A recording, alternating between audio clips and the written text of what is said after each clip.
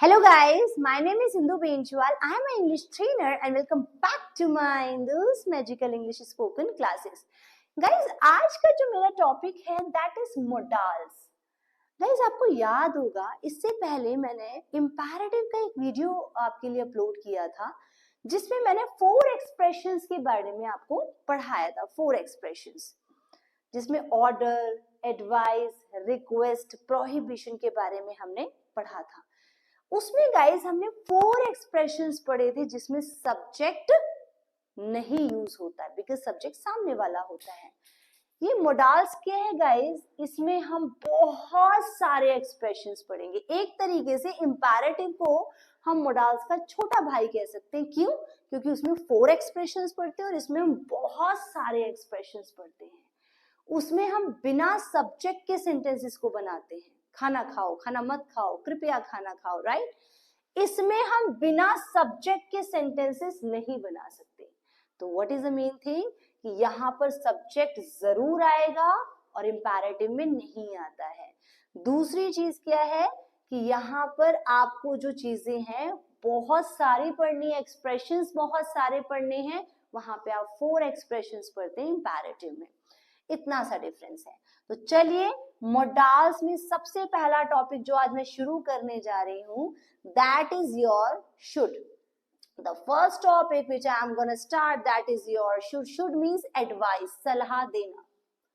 कोई भी चीज जब आप किसी को सलाह दे रहे हैं तो आपको शुड का इस्तेमाल करना है. You have to use there should. अब गाइस जो एडवाइस है वैसे हम अपनों को देते हैं कि परायों को देते हैं? ऑब्वियसली अपनों को देते हैं कि परायों को? नो गाइस, अपनों को तो ऑर्डर दिए जाते हैं और परायों को एडवाइस दी जाती है. फॉर एग्जाम्पल गाइस, आपके घर में कोई मेड काम करती है और आप वो 2-3 दिन से बीमार हो रही है, राइट. उसको कफ एंड कोल्ड हो रहा है. आप उनको कहेंगे आपको दवाई लेनी चाहिए. आप देख रहे हैं वो रोज तबीयत खराब में भी आ रही है तो आपको दुख होगा और आप कहेंगे आपको दवाई लेनी चाहिए. आपने उनको एडवाइस दे दी कि आपको दवाई लेनी चाहिए. अब वो ले न ले उसमें आप इंटरफेयर नहीं कर सकते. आप ऑर्डर नहीं दिखा सकते कि आप क्यों नहीं ले रहे हो दवाई, राइट. तो आपने उनको एडवाइस दी, आपका काम खत्म.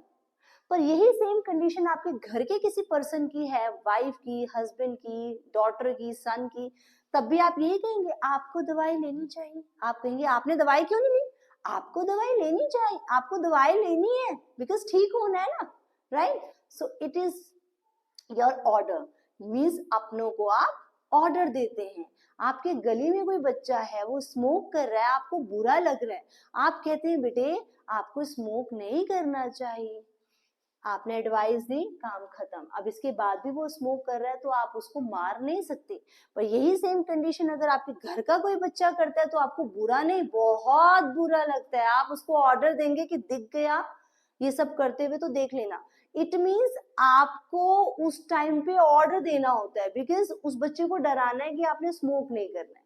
तो अपने घर के पर्सन को आप ऑर्डर देते हैं और बाहर के पर्सन को हमेशा एडवाइस देते हैं. आज उसी एडवाइस के बारे में पढ़ेंगे. शुड. शुड एडवाइस देना होता है. इसकी सबसे बड़ी पहचान क्या होती है गाइस? यहाँ पर चाहिए वर्ड यूज होगा. जिस भी सेंटेंस के लास्ट में चाहिए वर्ड मेंशन होगा that is connected to your should. When चाहिए word will come at the end of the sentence it is connected to your should topic. For example, उसे खेलना चाहिए. अब यहाँ पे एक सेंटेंस है गाइस, उसे खेलना चाहिए. तो उसे की इंग्लिश होगी ही. So you have to prefer he here. Then जब भी आप सब्जेक्ट लिखते हैं गाइस, ये हम शुरू से कर रहे हैं और अभी भी वही चीज को फॉलो कर रहे हैं कि सब्जेक्ट के बाद आपको हेल्पिंग वर्ब को यूज करना है और यही हेल्पिंग वर्ब बाद में फादर बन जाती है. तो हेल्पिंग वर्ब क्या है गाइस यहाँ पर? शुड. तो ही के बाद आप क्या प्रेफर करेंगे? After he you have to prefer here should. He should. Then you have to use verb first form. Verb की फर्स्ट फॉर्म आप यूज करेंगे. तो ही शुड वर्ब क्या है? खेलना. इसको मैंने पहले भी क्लियर किया है कि वर्ब कैसे क्लियर करेंगे गाइस, जिस भी वर्ड के लास्ट में ना आ जाए that is connected to your verb, खेलना, हंसना, रोना, बैठना, जाना, ऑल आर वर्ब। सो उसमें क्या है, यहाँ पर क्या है गाइस, खेलना। सो खेलना की इंग्लिश क्या होती है, प्ले। वर्ब की फर्स्ट फॉर्म है तो यहाँ पर फुल स्टॉप कर देंगे, play, he should play. Next sentence है गाइस नेगेटिव। नेगेटिव मींस जिसमें नहीं वर्ड आ जाए, जिसमें नॉट आ जाए, that is your negative. So उसे खेलना नहीं चाहिए।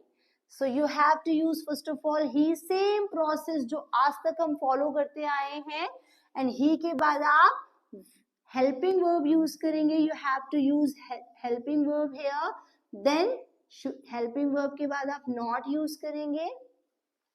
हेल्पिंग वर्ब के बाद ही हमेशा नॉट की प्लेसमेंट होती है, तो यहाँ पर नॉट यूज करेंगे। So he should not, and then you have to use खेलना, प्ले।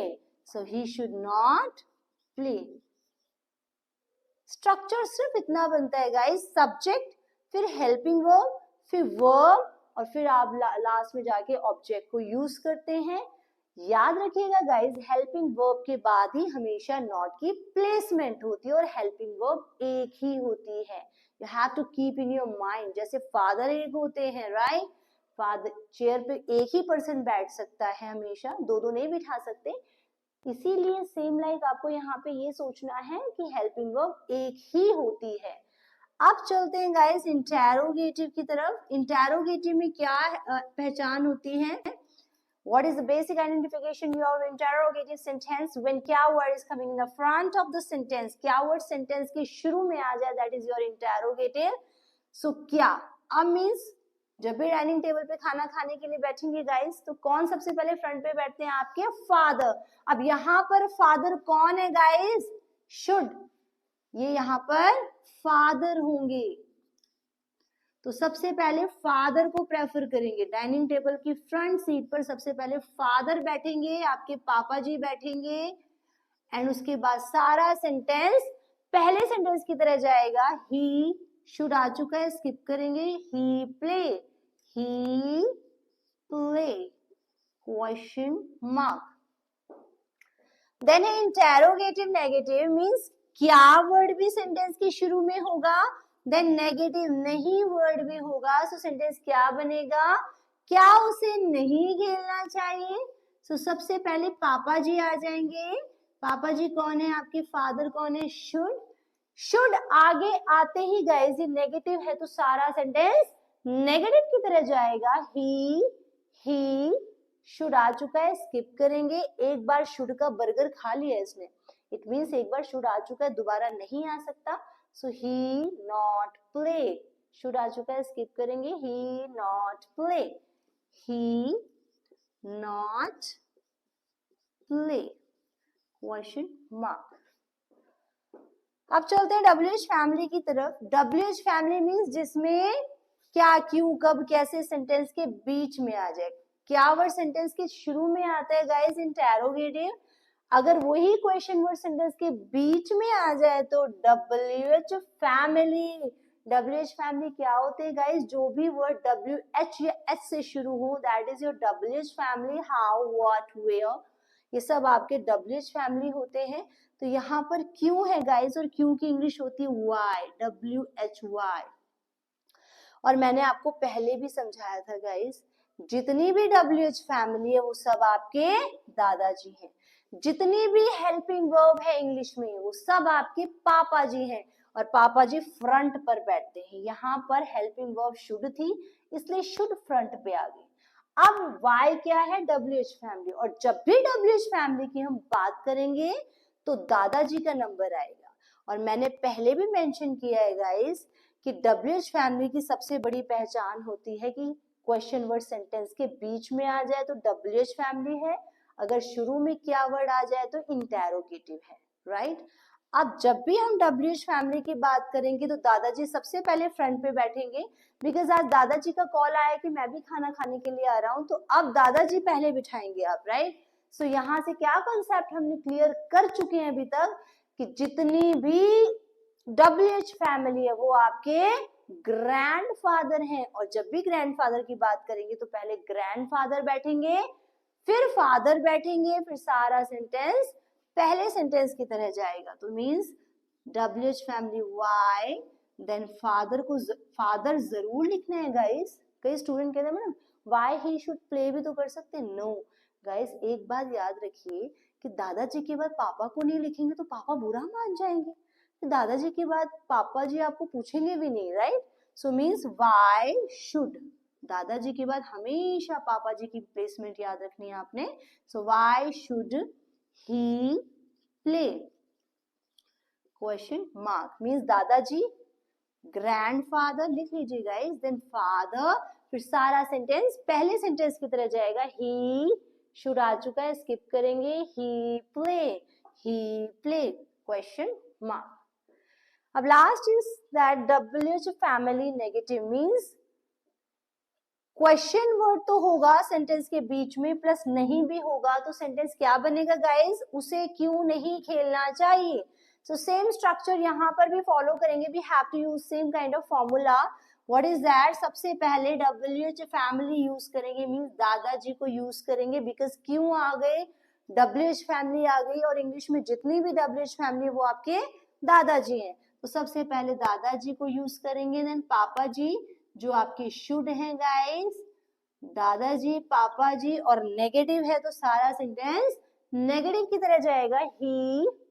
ही शुड आ चुका है, स्किप करेंगे। He not play, he not play, question mark. इतना सा स्ट्रक्चर है और आप पाएंगे पूरी इंग्लिश में हम यही स्ट्रक्चर फॉलो कर रहे हैं गाइस। पूरी इंग्लिश ही दादाजी और पापा जी के ऊपर बेस्ड है। बस आपको तरीका समझ में आना चाहिए, और आपका प्रैक्टिस सेशन बहुत इंपॉर्टेंट है गाइस। उसी के बेस पे आपकी इंग्लिश ब्लड में जाती है, राइट? तो आज के लिए इतना ही गाइस। नेक्स्ट टॉपिक है हमारा शुड हैव थर्ड फॉर्म। अगर वीडियो अच्छा लगा है गाइस तो please like, share and subscribe my channel. आपका एक बटन मुझे आगे ले जा सकता है, और आपके लिए मैं बेहतरीन वीडियो बनाती रहूंगी ताकि आप और अच्छा सीखें और अपने इंग्लिश बोलने का, सीखने का सपना साकार कर पाएं। मैं फिर कहूंगी गाइस, प्रैक्टिस का सबसे बड़ा रोल रहता है इसमें। अगर आप प्रैक्टिस नहीं करेंगे तो कुछ भी मुमकिन नहीं है। जो मैं सीरीज उपलब्ध कराती हूँ मैं आपको available करवाऊंगी। So that is your main session. So thank you so much guys for giving your precious time. Keep learning, keep smiling. Thank you so much.